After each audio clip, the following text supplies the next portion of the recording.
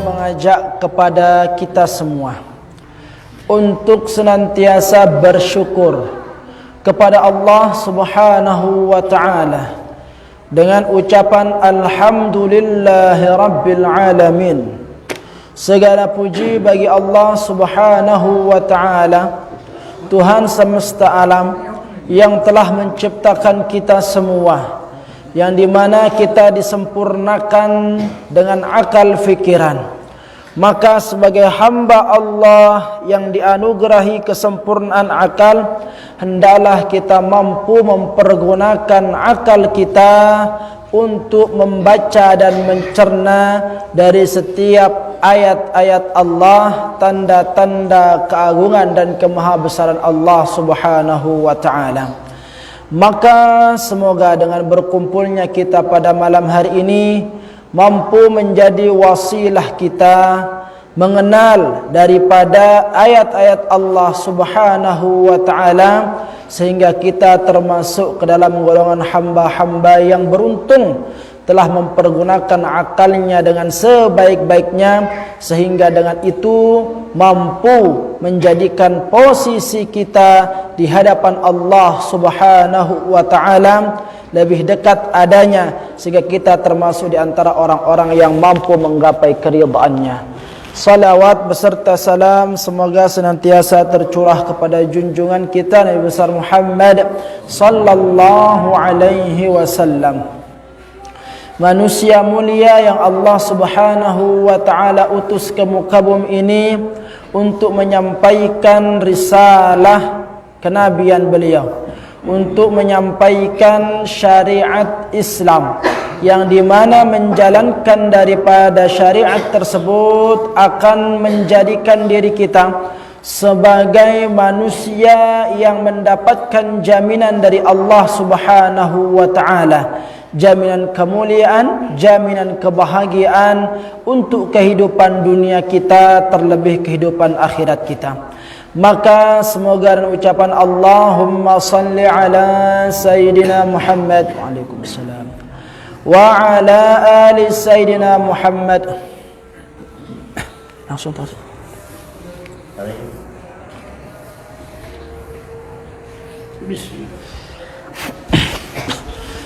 Semoga dan ucapan salawat yang kita lantunkan mampu menjadikan kita sebagai hamba yang diakui oleh baginda Rasulullah sallallahu alaihi wasallam sebagai umatnya, yang kelak kita semua berhak mendapatkan syafaatnya dan dipertemukan dengan beliau dalam syurganya Allah Subhanahu wa ta'ala. Amin ya rabbal alamin. Hadratul muhtaramin rahimakumullah. Masih kita pada wasiat qanaah. Wasiat qanaah yang dimana pada malam hari ini merupakan pertemuan ketiga kita, ya. Masih berbicara tentang qanaah. Halaman 19 dikatakan di sana, qala al-musannif rahimahullahu ta'ala wa nafa'ana bi'ulumihi fid dharain amin. Wa qawluhu aidan radhiyallahu ta'ala anhu. Dan berkata pula Imamuna Asy-Syafi'i radhiyallahu ta'ala anhu, wa rizquka la yafutuka bitawani wa laysa yazidu fir rizqil ana'u idza ma kunta dha qalbin qunu'in fa anta wa malikud dunya sawa'un waqna' bitarkil mushtahi wal fakhir min mat'amin wa malabisin wa manazilah. Dalam bait ini hadratan muhtaramin rahimakumullah dikatakan wa rizquka la yafutuka bitawani. Maknanya wa rizquka, dan rezekimu, la yafutuka bitawani, tidak akan berkurang, tidak akan pernah terkikis, bitawani, dengan engkau berlahan-lahan. Rizkimu tidak akan berkurang dengan engkau telat menjemputnya. Rizkimu tidak akan berkurang meskipun engkau meraihnya dengan cara tidak tergesa-gesa.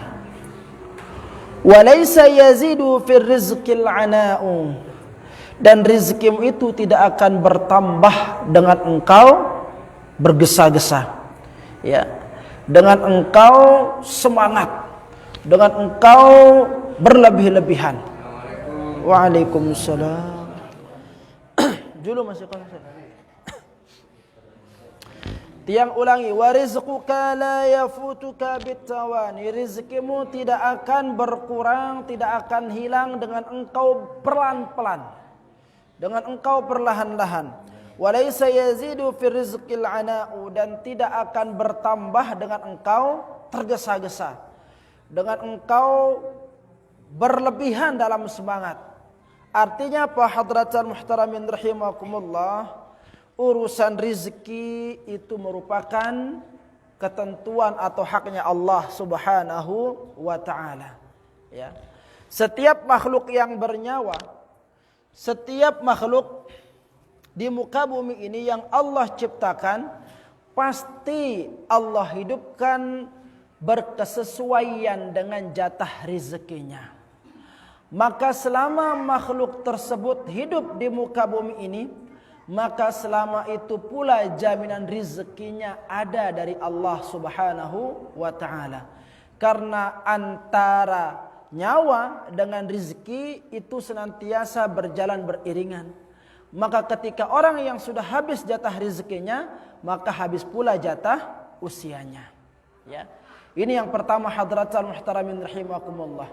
Sehingga rezeki tersebut, ya, sesuai akan kita dapatkan sesuai dengan apa yang Allah telah jatahkan bagi kita, ya. Dan tidak sedikit kita saksikan di hadapan kita orang yang pergi ke pasar, baru azan subuh atau mungkin belum azan subuh keluar ke pasar, ya, toh juga rezekinya segitu-gitu saja. Dengan orang yang agak telatan berangkat ke pasar juga mendapatkan rezeki segitu-gitu saja, ya. Hanya saja hadratal muhtaramin rahimakumullah, karena rezeki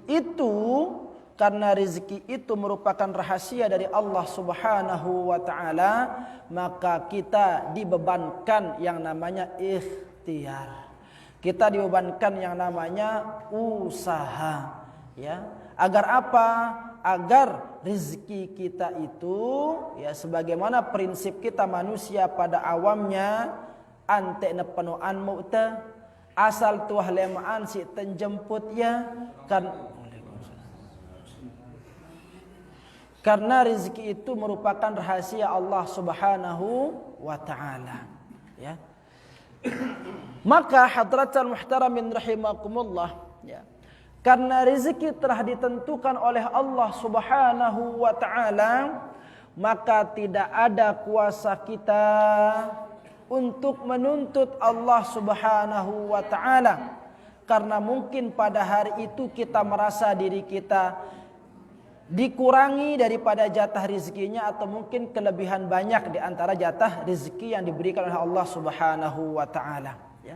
Rezeki tidak akan berkurang dengan kita tidak tergesa-gesa atau dengan kita memperlambat sedikit, dan juga tidak akan bertambah dengan kita tergesa-gesa dalam menjemputnya. Hanya saja kewajiban kita hadratal muhtaramin rahimakumullah sebagai orang yang beriman, yang meyakini bahwa rezeki itu datangnya dari Allah, kewajiban kita hanyalah satu. Apa? Menjemput rezeki tersebut dari jalan yang halal, ya. Bagaimanapun kita pontang-panting, pasti segitu yang Allah akan berikan kepada kita, ya. Meskipun kita akan telat, sedikit telat untuk keluar dari rumah, juga kita akan mendapatkan rezeki yang sesuai dengan Allah yang telah jatahkan. Kewajiban kita hanya tuntutlah rezeki itu dari jalan yang halal.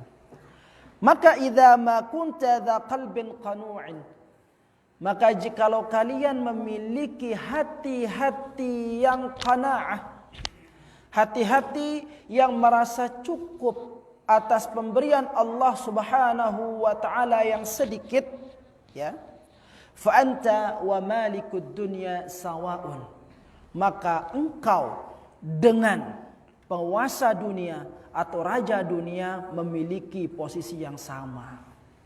Ya. Itulah ibaratnya hadratan muhtaramin rahimakumullah, orang-orang yang ada sifat qanaah di dalam dirinya.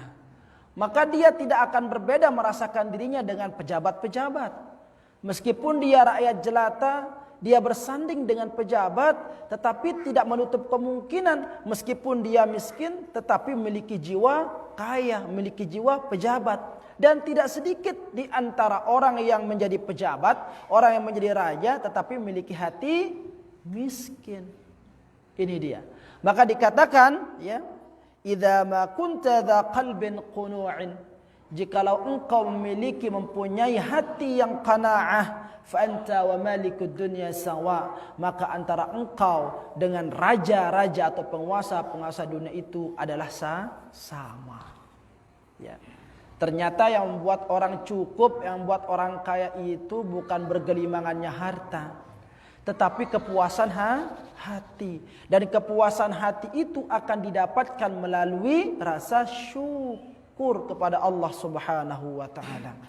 Karena jikalau belum ada rasa syukur, sebesar apapun, sebanyak apapun harta diberikan oleh Allah Subhanahu wa taala kepada kita, maka kita tidak akan pernah merasa cukup.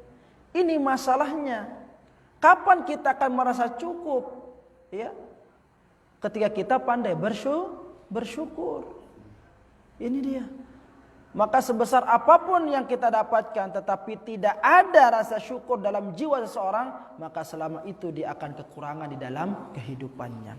Waqna', maka bersifat qanaahlah kalian. Dengan cara apa? Bitarkil mushtahi wal fakhir. Dengan meninggalkan keinginan-keinginan. Ya. Dengan meninggalkan kemauan-kemauan dan kemegahan-kemegahan, kesombongan-kesombongan. Ya. Ini cara kita berlaku qanaah. Tinggalkan keinginan-keinginan itu. Kenapa? Karena selama kita memperturuti keinginan, ya, maka selama itu pula kita akan terjajah dengan hawa nafsu. Dan orang yang terjajah dengan hawa nafsunya tidak akan pernah berakhir dari keinginannya itu. Tidak akan pernah berakhir. Buktinya apa? Ketika dia diberikan sepeda motor, dia ingin punya mobil. Ketika dia sudah diberikan mobil, pasti menginginkan yang jauh lebih besar. Seperti itulah hawa nafsu. Ya. Kakinya cuma 2 karena dia lihat di TV sepatunya orang macam-macam, pingin beli itu. Udah dapat beli itu, lihat lagi film yang lain, lihat sendal orang punya manik-manik, pingin beli itu. Dah ada putus-putusnya. Inilah orang yang senantiasa terjajah dengan hawa nafsu. Maka cukupkan diri kita dengan apa yang Allah berikan pada diri kita pada waktu itu. Ya. Min mat'amin, cukupkan diri kita dari hawa nafsu yang berkaitan dengan mat'am, makanan. Ya. Makanan kita hari ini misalkan kita dapat makan daging karena ada saudara kita begawe, ada tetangga kita begawe. Besok hanya makan kangkung, alhamdulillah. Jangan demo, cukupkan diri kita. Hari ini kita dapat makan kangkung, besok enggak ada kangkung, cuman ada 1 buah sebia, itu yang bisa kita makan, alhamdulillah. Cukupkan diri kita dengan itu. Ya. Wa malabisin, dan dengan pakaian. Cukupkan diri kita. Badan kita cuma 1. Masa harus punya baju dalam 1 lusin? Mau dipakai kemana itu? Kaki cuma sepasang, beli sandal 10. Nah, ini berlebihan. Ini memperturutkan hawa nafsu yang seperti ini. Pakaian kita, kebutuhan kita 1, pakai 1. Ya. Sepeda motor kita butuhkan 1, beli 1. Nanti kalau dibeli 3 gimana cara makainya? Masa di tengah 1, di kiri kanan 1, gimana cara makainya? Ini dia. Ya. Apalagi wa manazila. Begitu juga dengan tempat tinggal. Kita pengantin baru, pingin punya rumah besar kayak istana, kan nggak nyocok. Isinya cuma 2 orang, nyapunya tewas, saking besar rumahnya. Ya. Maka syukuri apa yang kita punya sekarang. Karena selama kita tidak ada rasa syukur terhadap pemberian Allah Subhanahu wa taala, sekali lagi selama itu pula kita akan terjajah dengan hawa nafsu. Maka kasihanlah orang-orang yang dalam semua usianya disiksa oleh hawa nafsunya untuk menimbun harta, untuk memperbanyak urusan dunia. Tetapi ketika dia meninggal dunia, ternyata semua yang menyebabkan dia lelah, semua yang menyebabkan dia sakit-sakitan, ditinggalkan begitu saja. Kan begitu? Coba lihat, susah payah potang-panting cari uang, ya, bertumpuk-tumpuk. Kalau udah meninggal dunia, siapa yang nikmati? Kan bukan dia, orang yang masih hidup. Mantan istrinya, mantan suaminya, anak-anaknya yang nikmatin. Dia apa? Tinggal berurusan dengan cacing tanah. Ini dia. Ya. Maka cukupkan diri kita dengan pemberian yang datang dari Allah Subhanahu wa taala. Nah, ada sebuah hadis hadratan muhtaramin rahimakumullah, dikatakan di sini an Anasin. Datang dari Anas radhiyallahu taala anhu. Ya. Qala, beliau berkata, Ja'atil Fatimatu radhiyallahu taala anha. Datang Siti Fatimah radhiyallahu taala anha bikasrati khubzin, ya, dengan sepotong roti, li Rasulillah sallallahu alaihi wasallam, ya, untuk Rasulullah sallallahu alaihi wasallam. Siti Fatimah datang ingin melihat bapak beliau dengan membawa sepotong roti. Faqala laha, berkata Anas, ya, kepada Sayyidah Fatimah, "Ma hadhil kisratu ya Fatimah?" Apa yang kamu bawa ini wahai Fatimah? Qalat, Siti Fatimah berkata, "Qursan khabaztuhu wa lam tatlubu nafsi hatta ataituka bihadhil kisrah." Ya. Siti Fatimah mengatakan, aku datang dengan sepotong roti, yang aku buat, dan aku belum merasa tenang sampai aku membawa roti ini untuk engkau berikan kepada siapa? Kepada bapakku, yaitu Rasulullah sallallahu alaihi wasallam. Faqala, maka berkata Anas bin Malik radhiyallahu taala anhu, ya, amma innahu awwalu ta'amin, ketahuilah wahai Fatimah, sesungguhnya roti yang engkau bawa ini, sepotong roti yang engkau bawa ini, awwalu ta'amin, makanan yang pertama, dakhala famu abika, yang akan masuk ke dalam mulut bapakmu. Coba. Ini memberikan tanda, memberikan gambaran kepada kita begitu sederhananya kehidupan Sang Muhammad sallallahu alaihi wasallam yang mendapatkan julukan kekasih Allah. Coba. Kalau nggak dibawakan sang putrinya, nggak dapat makan beliau. Seharusnya yang namanya manusia istimewa, manusia spesial itu kehidupannya paling mulia. Ya. Apa lanjutannya? Innahu awwalu ta'amin dakhala fam abika mundu 3 ayyam. Ini adalah makanan yang pertama yang masuk ke mulut bapakmu semenjak 3 hari. Ternyata 3 hari Rasulullah tidak pernah makan. Coba bayangkan. Puasa saja Rasulullah karena nggak ada makanan memang di rumahnya beliau. Ya. Ketika putri beliau membuat roti lalu dibawa ke rumah, ingin disampaikan kepada bapaknya, ternyata Anas bin Malik bercerita, inilah roti yang pertama yang akan masuk ke dalam mulut bapakmu, ya, yang dimana mulut tersebut kosong, tidak pernah terisi makanan selama 3 hari. La haula wala quwwata illa billah, ya. Fanzur, maka lihatlah, ya. Rahimakallah ila hadhihi sayyidah, bagaimana Allah Subhanahu wa taala merahmati perempuan mulia ini, ya. Haitsu radiyat bil yasir minal khubzi, yang dimana beliau itu mau dan mampu bersyukur terhadap satu potong roti itu. Wanzur ila hadzal nabil karim, dan lihatlah bagaimana nabi yang mulia ini. Lebih-lebih manusia yang mulia ini, yang mendapatkan julukan Habibullah, haitsu lam yadhuq, yang dimana beliau itu tidak pernah merasakan apa? Thalathati ayyami syai'an, enggak pernah merasakan menikmati sesuatu selama tiga hari, min ta'amin, daripada makanan. Ya. Yatubainu laka ma amaruka bil musannif qala, ya.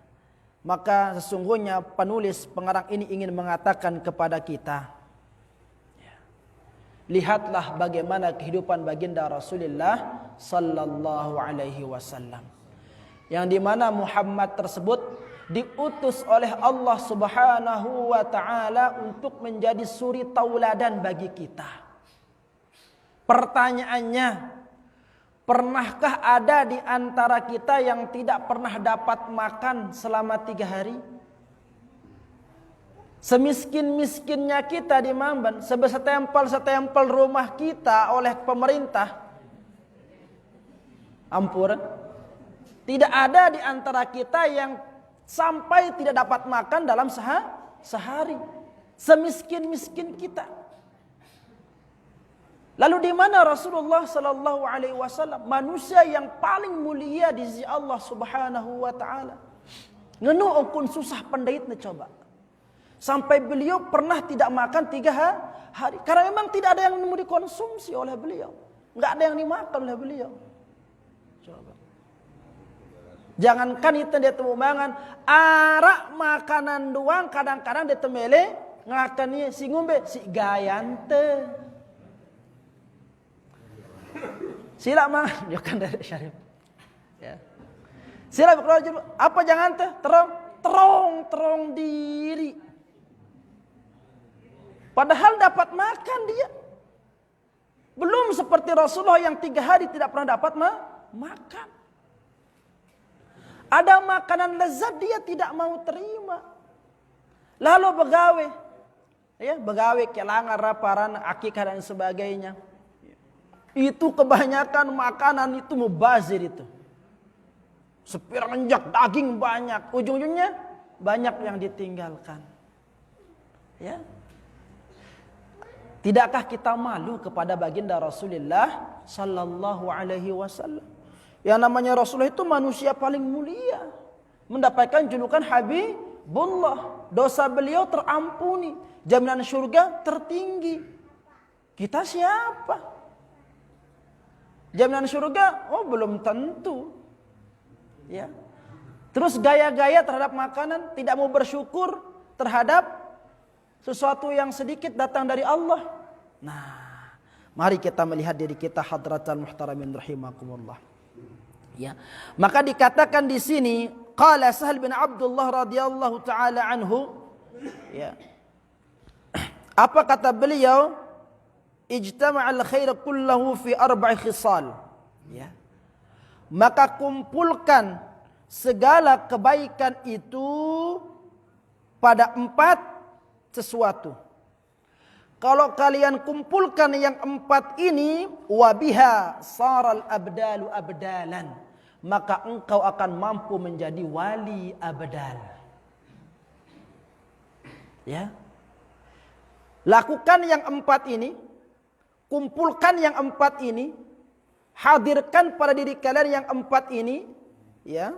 Saral abdalu abdalan, niscaya engkau akan menjadi wali abdal.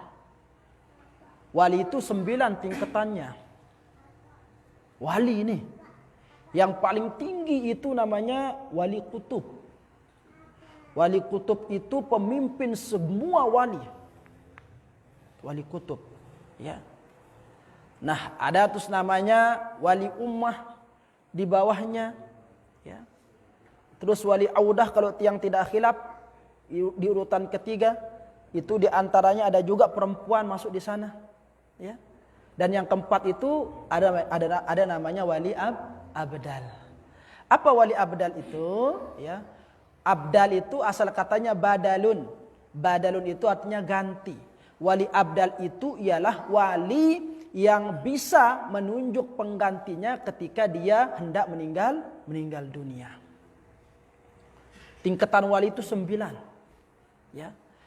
Dan wali itu, semua wali-wali itu tidak akan ada yang mampu mengetahuinya kecuali sesama walinya. Ini dia. Maka pertanyaannya, boleh enggak kita ingin menjadi wali? Boleh enggak kita menjadi wali? Boleh. Boleh menjadi wali. Yang tidak boleh itu mengaku-ngaku jadi wali. Wali ne wali dia telarman hantelun pada, ya. Menjadi wali boleh. Semua orang berpotensi berpeluang untuk menjadi waliullah. Tapi ngaku-ngaku jadi wali, ini wali joga ngaranna. Ya. Maka kumpulkan yang 4 ini, niscaya engkau akan menjadi wali abdal. Mana yang 4 itu? Ikhmasul butun, kosongkan perut. Artinya apa? Sedikit makan, jangan sedikit-dikit makan. Ya. Sedikit makan. Artinya jaga perut ini jangan terlalu kenyang. Kenapa? Karena kalau terlalu kenyang itu bisa membuat orang menjadi lalai, bisa membuat orang menjadi malas untuk ibadah dan sebagainya.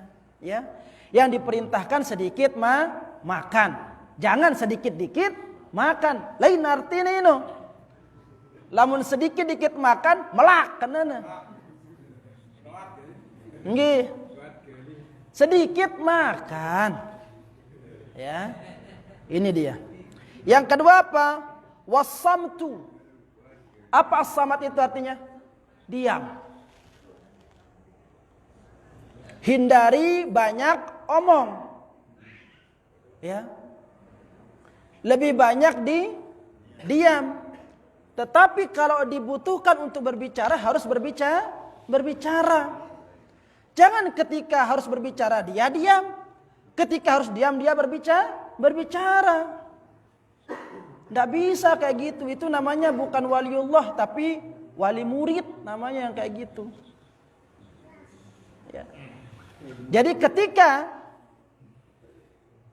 dibutuhkan bicara, dia harus bicara. Ketika tidak ada yang penting untuk dibicarakan maka diam. Karena banyak orang sekarang itu takut berbicara. Kadang-kadang banyak bicara. Bicara ngoceh, nggak jelas ngomong. Padahal nggak dibutuhkan omongannya tapi ngoceh saja. Ketika dibutuhkan ngomong, diam. Dilihat kemungkaran, diam. Dilihat pemerintah melakukan kesalahan, diam. Kenapa diam? Gak berani ngomong. Kenapa gak berani ngomong? Takut ngomong nanti posisinya dilengserkan. Ya. Ini dia orang-orang yang seperti ini dikatakan Rasulullah sallallahu alaihi wasallam, jikalau engkau melihat seseorang yang diam ketika nampak kemungkaran di depan matanya, maka orang yang seperti itu adalah syaitanul akhras. Ya. Syaitan yang bisu. Oh mohon maaf, ini Ali Ad-Daqqaq yang mengatakan seperti itu. Barang siapa yang diam ketika melihat kemungkaran, maka dia adalah syaitan yang bisu. Bukan manusia, tapi syaitan. Makanya Rasulullah SAW mengatakan, idza ra'aita ummati, jikalau engkau melihat umatku tahabun, perot, takut, fala taqulu lidzalim ya zalim. Dia lihat orang berbuat zalim, dia lihat kezaliman itu terjadi di hadapan matanya, tapi dia tidak berani untuk mengatakan sesuatu itu buruk. Ya. Maka apa sabda Rasulullah sallallahu alaihi wasallam? Faqad tudi'a minhum. Maka jauhilah orang-orang yang seperti itu. Kenapa? Karena orang yang diam, orang yang takut berbicara keburukan, takut mengatakan sesuatu itu zalim padahal dia tahu itu sudah jelas-jelas barang zalim. Orang yang seperti itu orang yang sudah tak guna. Macam bahasa Malaysia itu. Ya. Tak gunalah budak macam tu. Tinggalkan, jauhi orang yang seperti itu. Ini perintah baginda Rasulullah sallallahu alaihi wasallam. Karena banyak orang yang kita temukan seperti ini bentuk manusianya. Ya, jenggot panjang, nampak seperti waliullah, tapi ngomong sesuatu yang tidak penting. Ketika dia harus ngomong pada suatu kebenaran, dia diam. Nah, sementara sesuatu itu yang harus dilakukan untuk bisa naik ke posisi wali abdal ialah apa? Samat, diam. Ketika dia harus diam, berbicara ketika dia harus berbicara. Apa yang ketiga? Wal khalwatu, lebih banyak menyendiri. Khulwat, berhalwat. Bahasa Sasak, berhalwat. Lebih banyak menyendiri. Dia tidak akan menjumpai seseorang kalau itu tidak benar-benar dikatakan penting.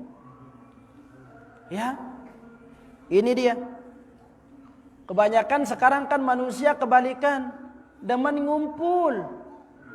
Ya, jarang mau sendiri. Ngumpul, ngomongin yang gak jelas. Ngumpul, berghibah. Ini kan kebiasaan orang. Terus milih jadi wali.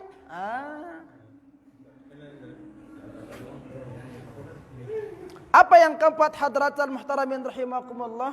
Yang keempat adalah wassahara, dan banyak bergadang. Banyak begadang. Ternyata begadang itu ciri-ciri wali. Tapi begadangnya seperti apa? Begadangnya itu dijadikan sebagai momen untuk bercengkrama dengan Allah Subhanahu wa ta'ala, untuk berdua-duaan dengan Allah Subhanahu wa ta'ala. Manusia semakin kan penuh begadang. Begadang manto bola, begadang begitar, taman dek netama. Ya. Jadi bergadang yang dimaksudkan di sini itu ialah bergadang banyak, tidak tidur pada malam hari. Itu digunakan untuk apa? Untuk bermesraan dengan Tuhannya di sana. Maka kumpulkan yang empat ini, niscaya Anda akan bisa untuk memperoleh derajat wali abdal. Ya, apa yang pertama? Ikhmasul butun, yaitu mengosongkan perut atau sedikit makan. Yang kedua, wassamatu, banyak diam, tidak berbicara kecuali tidak penting. Wal khalwatu, banyak menyendiri, tidak berjumpa dengan manusia ramai kecuali ketika dibutuhkan. Yang keempat apa? Wassaharu, banyak bergadang, menghabiskan waktu malamnya untuk bercengkrama dengan Tuhannya. Ya, ini dia hadratul muhtaramin rahimakumullah. Ya, jikalau kita ingin mencapai kemuliaan di sisi Allah Subhanahu wa ta'ala. Nah, nanti di bawahnya ini yang akan sampaikan sebuah hadis di luar kotakan ini, ada sebuah hadis di sini ya tentang keutamaan orang-orang yang qanaah. Satu saja artinya di sana itu. Hadisnya nanti yang kita baca. Deh. Wallahu ta'ala ala wa ala. Sila azan rahimakumullah. Sebuah hadis Rasulullah sallallahu alaihi wasallam yang menjelaskan tentang gambaran orang-orang yang takut kepada Allah dan orang-orang yang senantiasa bersyukur terhadap pemberian Allah Subhanahu wa taala. Dikatakan di sini ya, qala Rasulullah sallallahu alaihi wasallam, idza kana yaumul qiyamah, ya, nanti pada hari kiamat, idza kana yaumul qiyamah, ketika tiba hari kiamat, ambatallahu taala, maka Allah Subhanahu wa taala akan menumbuhkan ya lataifah min ummati ajnihah, ya. Allah Subhanahu wa taala akan menumbuhkan apa? Ajnihah. Ajnihah itu keletek, sayap, ya. Kepada siapa? Dari sebagian umatku. Nanti pada hari kiamat itu sebagian umat Rasulullah sallallahu alaihi wasallam tiuk keletekna. Lagu ini daripada meremanok keletek wah, deh. Nah, dengan keletek itu fayatiruna min kuburihim. Dia terbang dari kuburnya. Dan ulah uras terus lekan dulu, arasi merangkak, arasi bejungkeng dan sebagainya. Tidak, ini langsung terbang. Kenapa? Karena dia punya keletek. Kemana dia terbang? Ilal jinan. Kepada syurga-syurganya Allah subhanahu wa ta'ala. Jinan itu jamak daripada jannah. Jannah satu syurga, jinan syurga-syurga.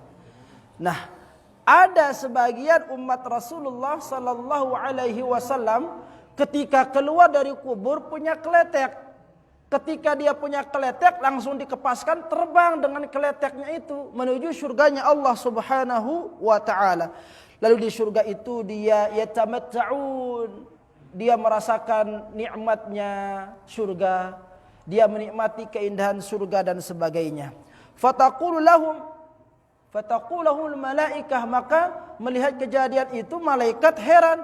Kok ada makhluk yang seperti ini tiba-tiba langsung muter-muter di surga. Menikmati keindahan surga. Maka bertanya malaikat kepada orang-orang yang punya sayap itu.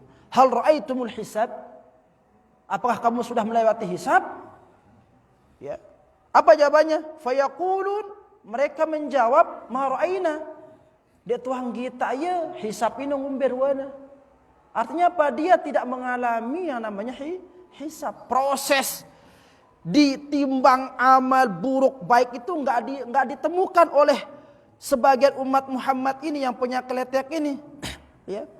Ditanya lagi, apakah engkau tadi melewati sirat, jembatan? Apa jawabannya? Ma ra'aina siratan. Kami enggak lihat jembatan itu. Hisab tidak dilalui, jembatan juga tidak dilihat. Ya. Fataqulu lahum, maka malaikat berkata lagi kepada mereka, ya, hal ra'aitum jahannam? Apakah kamu melihat itu neraka jahannam? Neraka jahanam kan itu neraka lapisan paling atas. Jahanam itu. Ya. Yang paling bawah itu namanya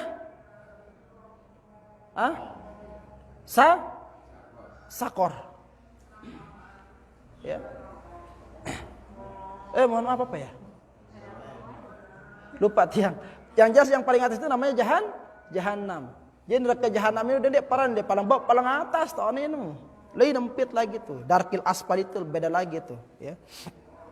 Nah, dikatakan, apakah kamu lihat neraka? Apa jawabannya? Enggak kami lihat apa-apa, duhai malaikat. Bingung malaikat ini, heran malaikat tersebut, ya.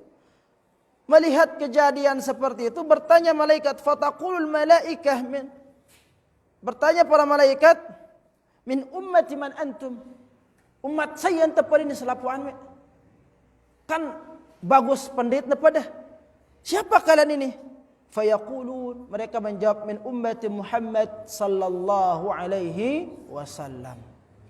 Oh, kami itu dari umat Rasulullah sallallahu alaihi wasallam. Nah, kita ini umat siapa kita ini? Umat Muhammad kan? Berarti masih ada peluang. Karena yang akan mendapatkan kemuliaan seperti ini adalah bagian manusia dari umat Rasulullah sallallahu alaihi wasallam. Pertama, ciri-cirinya itu dia merupakan bagian dari umat Rasulullah sallallahu alaihi wasallam. Yang kedua apa? Ya, dikatakan di sini apa yang menyebabkan engkau dimuliakan seperti ini oleh Allah Subhanahu wa taala? Ditanya oleh malaikat setelah mengetahui bahwa kalian ini bagian dari umat Muhammad, mereka mengatakan ada dua yang menjadikan kami diperlakukan seperti ini oleh Allah Subhanahu wa taala. Wa ma huma? Apa yang dua itu? Cepat kasih tahu kami. Fayaqulun, maka orang-orang itu menjawab, ya, kunna, sesungguhnya kami, idza khalawna, jikalau kami dalam keadaan sendiri-sendiri, ya, nastahya an na'siyahu, kami malu bermaksiat kepada Allah. Ya. Kalau malu bermaksiat ketika rame, Biasa kan? Biasa. Kenapa? Karena ada yang diilakkan. Arak si ilaangna. Melena ngapak dum. Gitana ustadna liwat. Dia tersemal. Urung ngapak dum. Mula gana nginam. Gitana tuan guru liwat. Ila ya. Ayah tuan guru. Urung ya. Ya. Tidak berbuat maksiat ketika ramai itu biasa. Tetapi ketika mampu menahan diri dari segala macam bentuk maksiat ketika dia sendiri-sendiri, tidak ada manusia satupun yang melihatnya kecuali Allah. Nah, di sana dia mampu mencegah dirinya dari maksiat. Ini dia penyebabnya yang pertama. Ya. Lalu yang kedua, hadratan muhtaramin rahimakumullah, setelah dia bercerita bahwa penyebab kami dimuliakan seperti ini oleh Allah, yaitu pertama karena kami senantiasa malu bermaksiat kepada Allah ketika kami dalam keadaan sendiri. Yang kedua ialah wa narda bil yasir, maka kami selalu ridha, kami selalu bersyukur atas pemberian Allah Subhanahu wa taala yang sedikit. Sebagaimana yang telah kita kaji pada pertemuan-pertemuan yang lalu, lamun dengan bersyukur, ridha, si pepepenuh itu biasa. Dikasih uang 1 miliar, bahagia dia, syukur dia, ridha dia, biasa. Kenapa? Yang dikasih banyak. Tapi kalau dikasih cuma 1.000 rupiah, coba tunggu reaksinya seperti apa. Ya. Orang lain, ini buktian, lamun dulang, dengan mau panggangan letonu.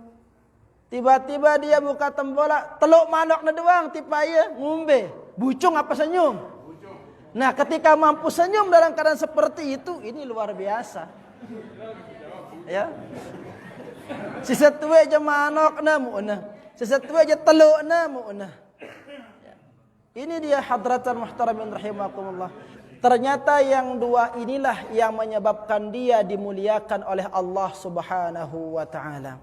Pertama, karena dia terus merasa malu, tetap tidak berani bermaksiat kepada Allah meskipun dia dalam keadaan sendiri. Yang kedua, dia senantiasa ridha terhadap pemberian Allah meskipun itu sedikit datangnya.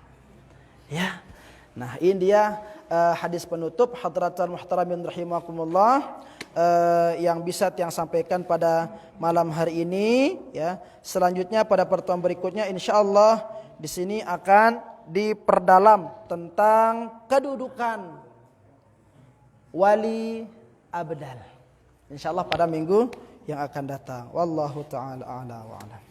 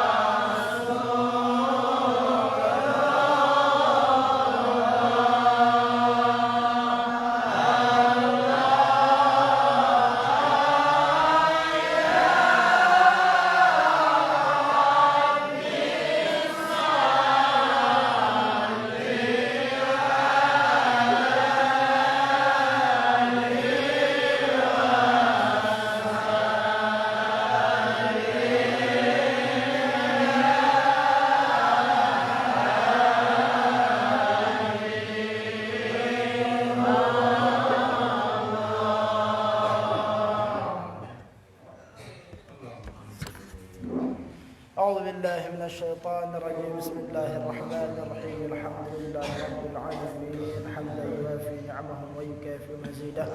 يا ربنا لك الحمد كما ينبغي لجلال وجهك الكريم وعظيم سلطانك. اللهم اجعل جمعنا هذا جمعا مباركا مرحوما وتفرقنا من بعده تفرقا مباركا حسنا معصوما. لا تدع لنا ولا معنا ولا منا شقيا ولا محروما. اللهم علمنا من علمك وفهمنا عنك وقلدنا بصمصام نسألك. اللهم اجعلنا شاكرا لك ذاكرا لك راهبا لك مطواعا لك واجعلنا هينا مخبتا إليك أواها منيبا. ربنا آتنا في الدنيا حسنة وفي الآخرة حسنة وقنا عذاب النار. وصلى الله وسلم على سيدنا محمد وعلى آله وأصحابه وسلم. وآخر دعوانا الحمد لله رب العالمين. بسر الفاتحة.